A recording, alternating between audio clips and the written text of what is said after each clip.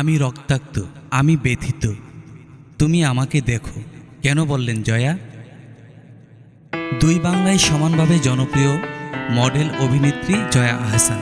তিনি এখনও সিঙ্গেল। নামের শেষে এখনও সাবেক স্বামীর নামের একটা অংশ ব্যবহার করেন। বিয়ের ব্যাপারে সাংবাদিকদের প্রশ্নের উত্তর তিনি এড়িয়ে যান। এবার সেই উষ্ণতায় উত্তাল নেট দুনিয়া।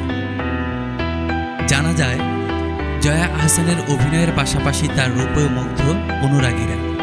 ওয়েস্টার্ন থেকে শুরু করে ট্রেডিশনাল শাড়ি, নিত্য নতুন ফ্যাশন সেন্সে আবেদনময়ী হয়ে ধরা দেন। এবার লাল বেনারসিতে জয়ার অনবদ্য লুক ভেসে বেড়াচ্ছে নিউজ ফিডে, যা দেখে মুগ্ধ নেটিজেনরা। জানা যায়, দেশের তুলনায় এখন ভারতেই বেশি আনাগোনা জয়া আহসানের। সম্প্রতি প্রসেনজিৎ দাস রেশবের স্টাইলিংয়ে নিজেকে ধরা দেন তিনি। যে কোনো পোশাকেই মানানসই জয়া আহসান। কয়েকদিন আগে সবুজ ব্লাউজের সঙ্গে লাল বেনারসির চমৎকার এক কম্বিনেশনে ধরা দেন তিনি। সঙ্গে ঐতিহ্যবাহী গয়না আর হাতে ছিল ধূপ ধোয়ার আয়োজন।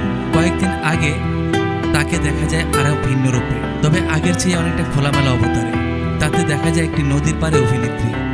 সিঁড়ির পাড়ে আবির ফেলে পা নাড়ছেন, নদীর পানিতেও ডুবিয়েছেন তিনি। ছবিগুলোর ক্যাপশনে লিখেছেন, আমি রক্তাক্ত, আমি ব্যথিত, তুমি আমাকে দেখো, ইচ্ছে না করলে দেখবে না, তুমি চাইলে আমি অদৃশ্য হব, সাগরের উপারে চলে যাব।